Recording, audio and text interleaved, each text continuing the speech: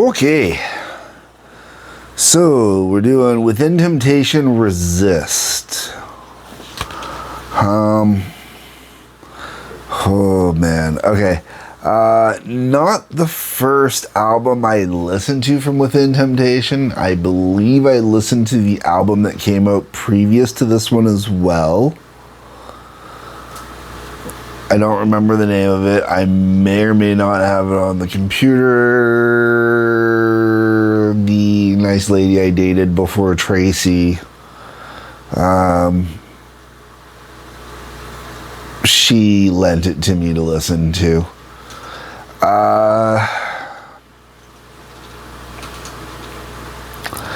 Okay. I'm going to get my personal biases out of the way to start with. There's too much electronic dance vibe to this album for me. And the vocalist sings too pretty for me. If you're one of my regular viewers, this should be no surprise that I would make those two complaints. All right. That being said, this is not a bad album. If you like, I don't want to call this industrial because industrial feels wrong. It doesn't feel like Nine Inch Nails. It doesn't feel like Ministry. It doesn't feel like Marilyn Manson or, like theoretically, the most comparable to anybody that I would normally talk about or I would normally listen to would arguably be Rob Zombie because it's danceable and it's heavy metal at the same time. But I like Rob Zombie. This doesn't have those type of this doesn't have the rock kind of grooves to it or the funk kind of grooves to it. This is more. There's a few songs on here, honestly. It made me think of, there's one in particular on here, fourth track, Supernova. Really kind of makes me think of, I want to say it's Rihanna. And that song she did about, being smacked around.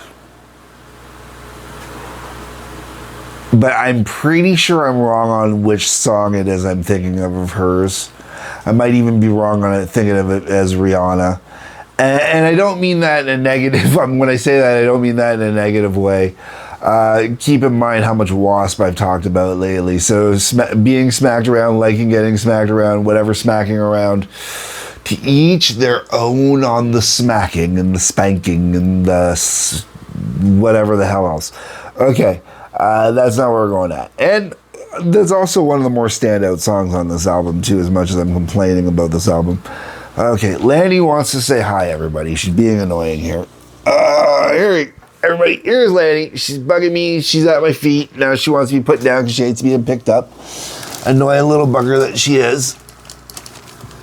All right, you got your attention. All right.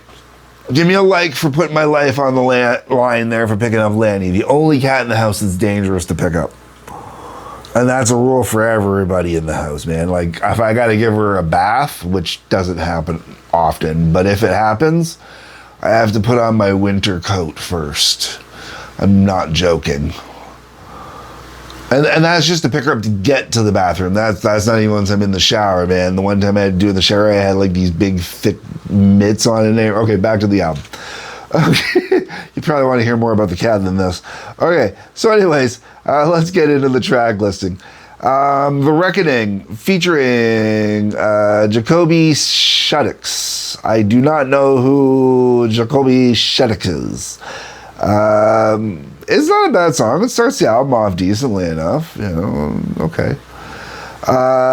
Endless War is... I kind of blink and miss it. Raise Your Banner. I noticed that one. I think I noticed that one more for the featuring Anders Freiden. But I could be wrong. but not a bad tune. Then you hit the song Supernova, like I was talking about. That one really stands out. Really has it has like a day. I could easily see it playing in at a goth night bar possibly, or something like that. You know, like it works that well for that type of stuff. Holy Ground was okay. In Vain was decent. I actually enjoy In Vain. Firelight wasn't bad either, and that features Jasper Steverlink. Sorry if I get some of these names wrong, guys. Mad World, sometimes when I'm listening to the album, I notice Mad World and it really pops out. Sometimes when I'm listening to the album, it doesn't. So I'm not sure what to take from that. Like when I listened to the album right before I went to do this review, it kind of disappeared on me a little bit. And I didn't even realize I had gone past it before I had gone past it. And I'm not even really doing anything. I think I was playing a video game on my phone. Mercy Mirror doesn't usually do anything for me. Mercy Mirror doesn't normally do anything for me. Speaking is difficult today. And then it finishes with Trophy Hunter, and Trophy Hunter really doesn't do anything for me either. I know Within Temptation, this is one of those bands where you notice I keep saying doesn't do anything for me. And there's a good reason why I keep saying it doesn't do anything for me. And that's because I know that there are people that are going to definitely like this album. This just is not an album of my tastes on it. Like, I like, when it comes to female vocals, I can enjoy pretty vocals. But I'd rather hear what I would call dirty vocals, you know? Yeah, give me Liz Hale, give me Taylor Momsen. You know, you can give me both. You know, Liz Hale does both pretty and... But the reason why, if you're one of my regular viewers, or even if you're watching this for the first time, you wonder why I talk about the pretty vocals, and I kind of talk down about pretty vocals. Anybody can sing pretty vocals when it comes to girls, ladies, women, okay?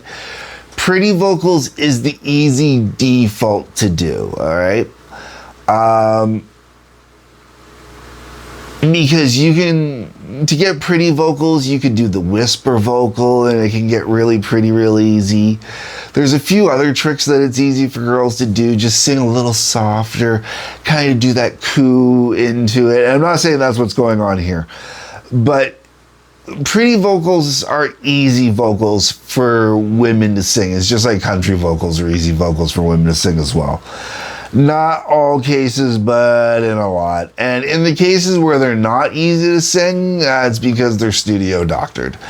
Doesn't mean that they use the voice thingy on it to get the pitch right, the pitch modulator or whatever the hell they call it these days.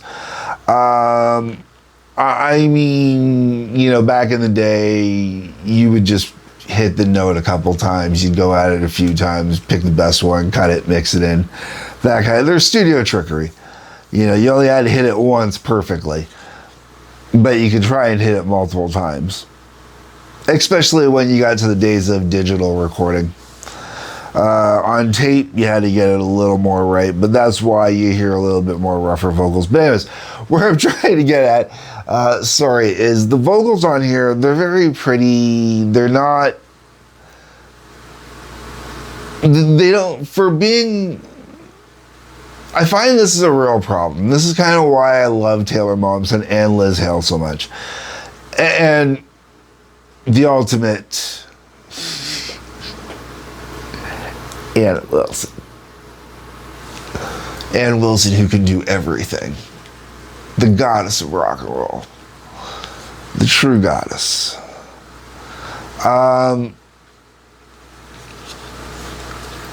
But when it comes to that is, and then you've also got Tina Turner as another example. You gotta be able to put that dirt on it, that little that flair. And I find that flair's not here. It's too worried about precision, too worried about hitting the notes perfectly and right on and bang on, and not worried about. It's the same thing I would complain about Nightwish. Realistically, it's just too pretty, too nice, too perfect. And when it comes to metal, I don't want it necessarily growly. I don't necessarily want to, like Kitty's an example of what I don't necessarily want, being, a local-ish, Canadian band, not far from here, 200-ish kilometers from here, out of London, Ontario. And Kitty is a band where musically I think they're fantastic, but I don't like the vocals there because I don't like that's not my thing. I do like, I guess it would be more of a rock and roll girl woman vocal, like I said, Liz and Taylor. But you know what? I liked Shania too, because Shania, well, she was pretty. She knew she put some personality into it. I think that's what a lot of it comes down to, is personality. There's no personality to the person singing the song. There's just vocals that are going with the music, vocals that are meant to complement the metal.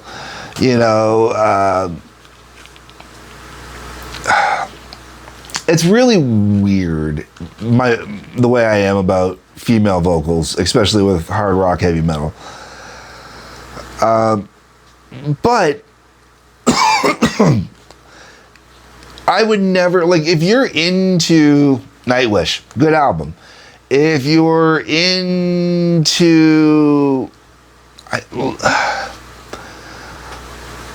Manson, but with good vocals, okay, sort of. I don't know enough about dance, goth, industrial-y stuff. I'm very, very limited on my knowledge there. So there you go, comments, folks. If you got some dance, gothy, industrial-y stuff, like I know Ministry, I've covered Ministry, I know Zombie, I know 9 Inch Nails, Rob Zombie, I guess, if you want to be really loose with the term industrial, and I know some dance stuff too, like I know some Daft Punk, and a few other ones in there. I actually have a lot of respect for Daft Punk, a lot more I do now than I did when I was younger. So, if you got some suggestions for stuff, drop me a line in the comments. That's what that's for. I really don't have anything else to say on this one. This was kind of a weird one for reviewing and talking about, just because for me, it's a background album, I guess. Put it on the background. My wife will enjoy the hell out of it, and I will listen to it and get work done around the house. All right, folks. You know what I said about comment, like button, subscribe button, bell for notifications, please and thank you. A couple links for check it out. Otherwise, peace, love, take care.